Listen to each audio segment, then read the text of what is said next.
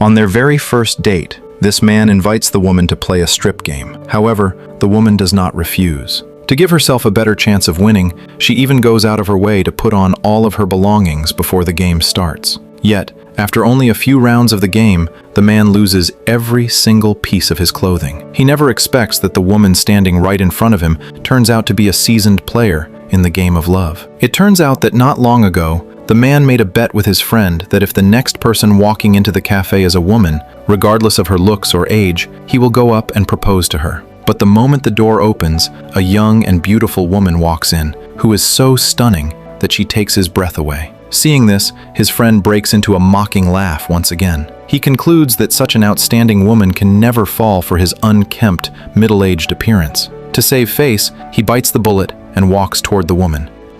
मेरी घुसपैठ को माफ कर दो. To his surprise, his absurd proposal actually earns a meaningful smile from Lizzy. While he expects that his presumptuous proposal will draw an angry rebuke, she unexpectedly does not get mad at all, but instead gives him a telling look and invites him to take a seat. This reaction catches him completely off guard. Feeling a bit ashamed, Jakob quickly shows goodwill in an attempt to apologize to her for his reckless behavior just now. Lizzy, however, beats him to the punch and asks Jakob to introduce himself. When is our wedding? Tomorrow? Let's say in a week. It sounds more realistic. I'm quite serious. For example, coming Your from name, quickly. Captain Jakob, sir. Right at that moment, a sharply dressed man interrupts their conversation. Let me introduce you, gentlemen. Mr. Ridolfi, Captain Jakob Stir. Stir, mon fiancé.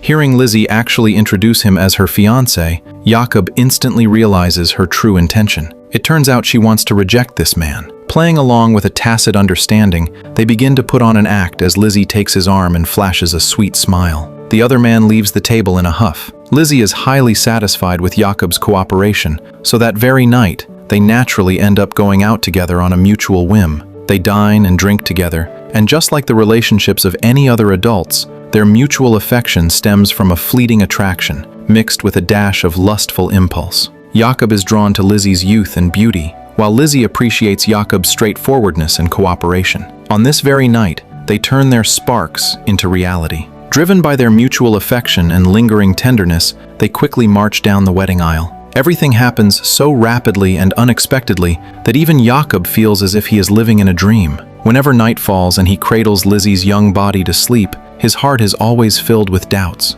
He cannot figure out why such a young and beautiful woman like Lizzy is willing to marry an unkempt, middle-aged man over 50 like himself. But before he can wrap his head around it, the day arrives for him to set sail for work. As a deep-sea captain whose every voyage lasts for several months, he leaves a sum of allowance for Lizzy before parting, telling her to take good care of herself. Looking at him as he struggles to say goodbye, Lizzy also shows her considerate side. Life at sea is tedious and long, where the entire vessel holds nothing but men and the ship itself. When his 4-month voyage comes to an end, the house has been meticulously tidied up by Lizzy, looking brand new. Only with the presence of a woman does the place truly hold the warmth of a home. For two people madly in love, a 4-month separation feels like an entire century apart. Reunited after a long absence, Lizzy and Jakob cherish their time together immensely, causing their relationship to heat up even further. For the period that follows, they are virtually inseparable. Whether they go out to a restaurant for dinner or take a stroll down the street, their eyes are tightly locked onto each other, filled with infatuation and love. Jakob often counts his blessings in secret, marveling at how an impulsive bet he made back then actually allowed him to marry such a wonderful wife. However, just as he is immersing himself in this joy, a letter from the police station quietly shatters the peace. Upon seeing the letter from the police, Lizzy's expression grows slightly flustered, but she immediately forces herself to look calm as she explains the situation to her husband. Hearing that his wife was mugged, he becomes anxious and wants to help handle the follow-up matters, but he is firmly turned down by Lizzy. Yet, when he goes to the police station in person, he is told that he needs to pay a fine of 2,000 euros, and the reason turns out to be a hit and run. It turns out that a week ago, Lizzy was driving under the influence and hit a pedestrian, and another man was sitting in the passenger seat at that time. Clearly, Lizzy is hiding something from him. Oh merde. Pauvre garçon. Mais qu'est-ce qu'on fait? Bah, il faut lui dire, c'est la moindre des choses. After paying the €2,000 fine, Jakob returns home in a dejected mood. Looking at Lizzy, who remains gentle before him, Jakob ultimately cannot bring himself to expose the truth. He loves Lizzy too much to let this incident affect their relationship, preferring to believe that it is all just a misunderstanding. But once the seed of suspicion is planted, it grows wildly. One day, shortly after, Jakob goes to a restaurant for a meal. Not long after they sit down, Jakob accidentally notices Lizzy walking exceptionally close to a strange man. That man is decently dressed and carries an extraordinary aura. The way Lizzy looks at him is filled with smiles, which are a carbon copy of the very smile Lizzy gave Jakob when they first met. Even when the man lights a cigarette for Lizzy, she goes as far as to proactively stroke his hand, creating an extremely ambiguous vibe. What infuriates Jakob even more is that Lizzy actually drags the man over to greet him. After returning home, the more Jakob dwells on it, the more miserable he feels. So he tries to get some details out of Lizzy's mouth. However, Lizzy remains completely vague, claiming that the guy is just an ordinary friend. Later on, Lizzy's words manage to put out Jakob's burning anger after all. Caught between his marriage and arguments, he ultimately chooses to compromise, dismissing his own suspicions. To prevent others from seizing the opportunity to come between their marriage due to his constant absence at sea, and to be able to spend more time with Lizzy, Jakob immediately makes a major decision. He resigns from his position as a deep-sea captain to look for a new job closer to home, taking up a post on a luxury cruise ship. Compared to his previous ocean freighter, the working hours on a sightseeing cruise are much more flexible, sparing him from drifting at sea all year round, allowing him to return home every single day to stay by Lizzy's side. Jakob believes that as long as he spends more time with Lizzy and shows her more care, the barrier between them will gradually dissolve, and their marriage will return to its original blissful state. But he never expects that even though he has already made concessions, their marriage still fails to progress in the direction he anticipates, turning from bad to worse instead. One day, he comes home very late due to working overtime, only to discover the moment he steps through the door that the man from last time is actually sitting right in his own living room. At this very moment, Jakob finally hits his breaking point, rushing forward as he prepares to teach the guy a lesson. Well, what a great shock that accident must have been for you. Even if you choose not to talk about it. Everyone knows what a tour de force it was to save that ship. How do you know about that? Well, I have certain naval connections. This, specifically, I heard from Lord Cunningdale. He holds you in great esteem. However, the other man's words leave Jakob completely frozen, not daring to lay a single finger on him. It turns out that Dedeen is the son of a high-ranking official, and he knows everything about Jakob taking illegal kickbacks during his voyages. Yet right now, instead of exposing him, he even explains that there is nothing going on between himself and Lizzy. He claims that he and Lizzy are childhood friends who grew up together, and even if something were to happen between them, it would absolutely never be Jakob's turn to enter the picture. Jakob freezes right where he stands, with his dark secret completely falling into Dedeen's hands. He has no choice but to suppress the burning rage in his heart, staring at Dedeen without being able to utter a single word. After Dedeen leaves, Jakob's heart remains consumed by anger and suspicion, prompting him to vent all of his pent-up emotions onto Lizzy. He goes back to the bedroom, intending to get intimate with Lizzy, but Lizzy acts exceptionally resistant. She pushes Jakob away with great force, even accidentally scratching Jakob's cheek in the process. Lizzy's resistance makes the suspicion in Jakob's heart grow even more intense, leaving him more convinced than ever that there must be an untold secret between Lizzy and Dedeen. In order to cut off all contact between Lizzy and Dedeen, protect his marriage, and escape Dedeen's threats, Jakob resigns from his job once again shortly afterward. He decides to take Lizzy and leave this city, moving to an unfamiliar place to start their lives all over again. To Jakob's surprise, Lizzy does not object at all, but instead looks incredibly excited, as if she has been looking forward to leaving this city for a long time. They rent a decent apartment in the new city, where the rooms are clean and bright, feeling exceptionally warm after they move in. Lizzy continues to keep the home spotless, and Jakob also temporarily sets aside the suspicion in his heart, accompanying Lizzy every day to stroll around this unfamiliar city as their days pass in relative peace. However, this peace does not last very long. One day, while Jakob and Lizzy are out sightseeing together, a young and beautiful girl suddenly calls out to Jakob. Greta is a guest whom Jakob crossed paths with just once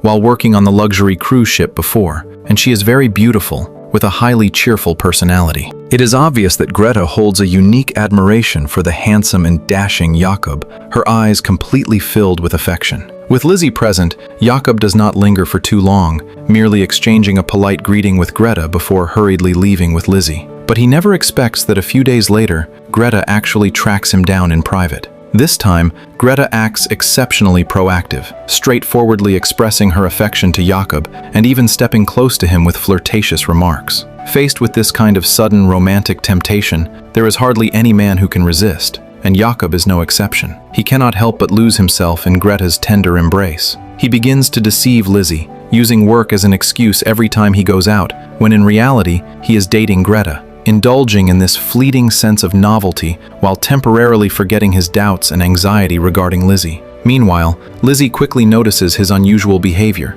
but instead of exposing him, she goes as far as to straighten his tie every time he heads out the door. Lizzy's calmness leaves Jakob feeling a bit guilty, yet he finds himself unable to reject Greta's temptation, leaving him with no choice but to keep lying to Lizzy and continuing his secret dates with Greta. With the experience from their previous dates, Jakob becomes increasingly bold. This time, he even takes Greta straight into a hotel, intending to cross the ultimate line with her. However, just as Jakob is about to make his move, Greta suddenly stops. Why worry about her?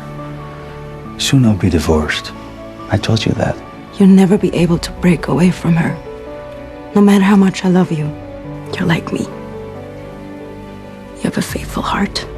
Greta's words act like a bucket of cold water poured over Jakob's head, snapping him out of it instantly. He looks at Greta, his heart overflowing with guilt and self-reproach. He has always suspected Lizzy and doubted her loyalty, but in the end, it is he himself who betrays this marriage. By the time he returns home, it is already the early hours of the morning. Just as he is about to head upstairs, he is suddenly stopped by the old man living next door. The other man says that the woman in his house is making too much noise, keeping him from sleeping. Hearing these words, Jakob instantly becomes wide awake, as the guilt in his heart is immediately replaced by suspicion. Without stopping to think, he rushes straight into the house. But to his disappointment, only his wife is alone in bed.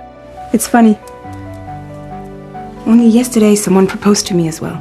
Lizzy's words make him doubt her even more intensely. Consequently, the very next day, he hires a private investigator to monitor Lizzy's every move, hoping to help him catch evidence of Lizzy's infidelity. To cooperate with the private investigator, Jakob intentionally calls Lizzy, falsely claiming that he needs to go on a business trip for a few days and telling her to take care of herself. However, Jakob does not actually go on a business trip, but instead sits on a park bench, waiting all the way until the sun sets and night falls. Afterward, he quietly slips back into the house. Yet, to his disappointment, there is still only Lizzy by herself at home. But just as they are asleep during the night, a few rhythmic knocks suddenly echo from outside the door. Startled awake, Jakob instantly snaps to full attention, instinctively assuming that Lizzy's secret lover must have arrived. Ignoring Lizzy's attempts to stop him, he grabs a stick within arm's reach and charges right out. But to his surprise, standing outside the door is no secret lover, but rather the old neighbor from next door.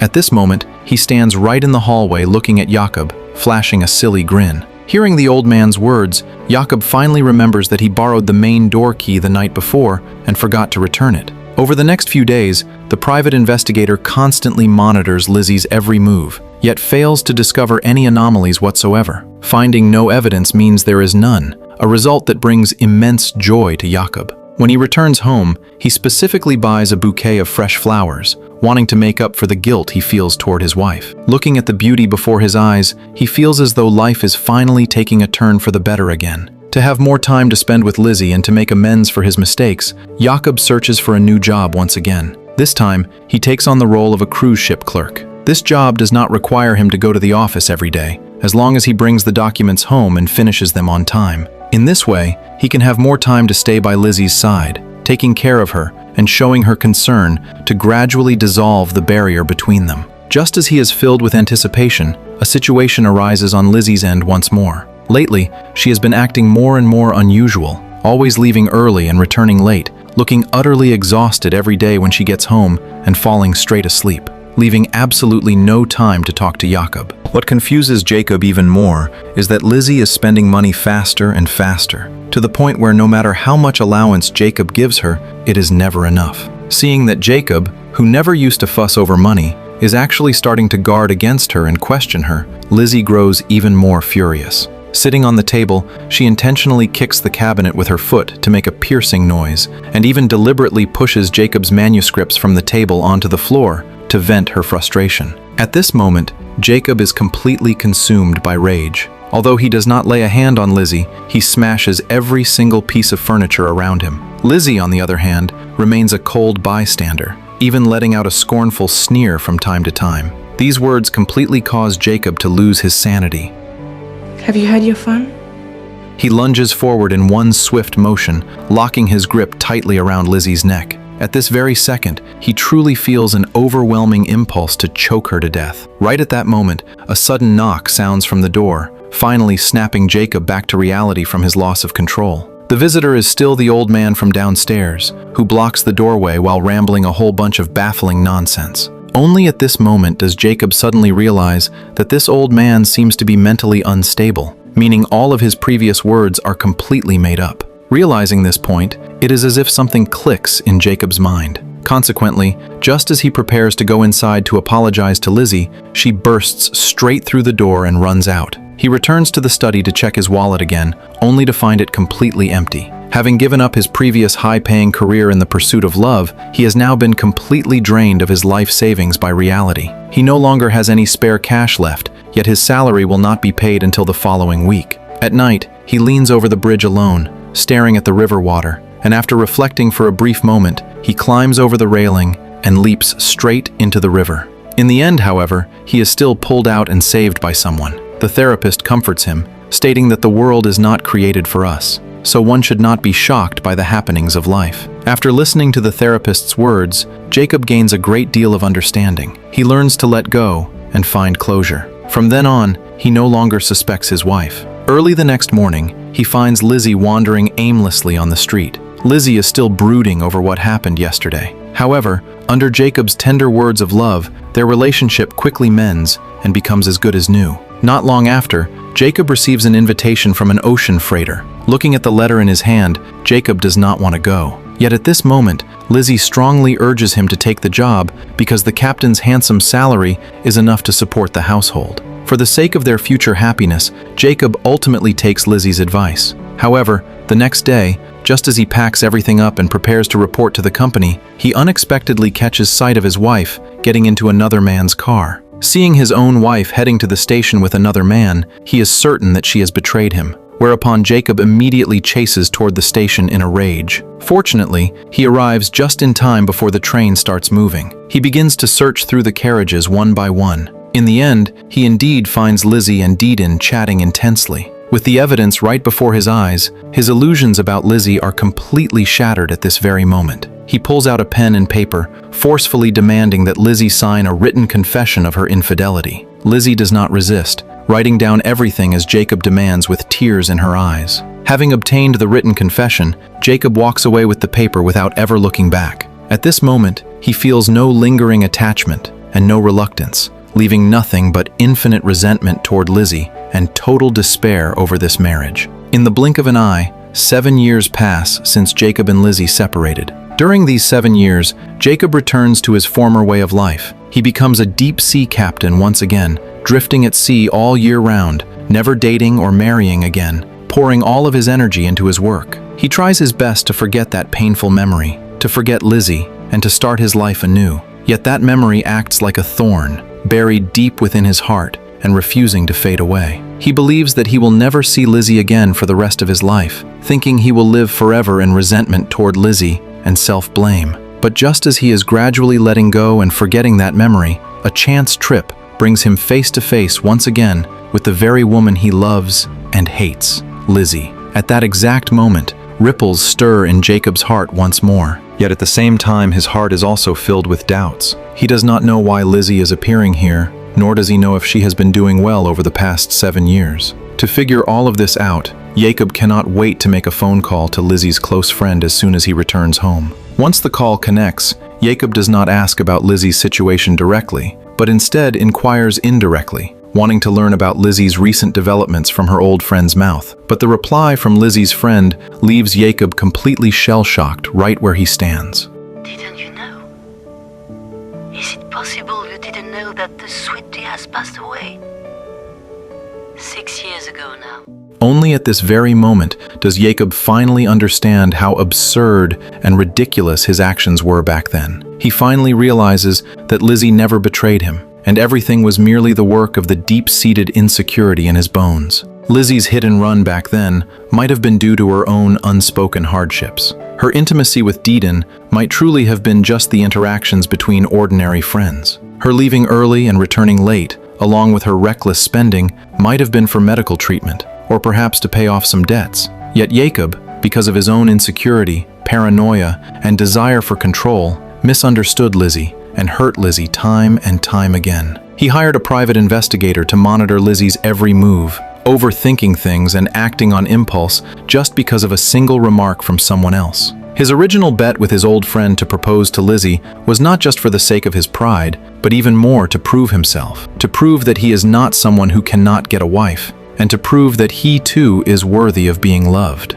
But when he actually married Lizzy, his insecurity left him unable to believe in this beautiful reality, unable to believe that he possesses the right to be loved. He never truly viewed Lizzy as an equal individual, merely objectifying Lizzy as a trophy of his marriage and treating her as his personal possession. Blinded by constant possession, control, and jealousy, he ultimately destroyed this relationship that could have been beautiful with his own hands, pushing away the woman who truly loved him. The ending of the movie is never a simple romance tragedy, but a desolate eulogy for human nature and intimate relationships. Using Jakob's 7 years of regret, it tears open the most brutal truth. Compared to external temptations, the inner emptiness and paranoia are the real culprits that destroy all beauty. Jakob only realizes at the very end that what he lost was never a cheating wife, but a genuine heart that he should have held on to tightly. What he regrets is never Lizzy's concealment either, but rather how he used his own insecurity to build high walls,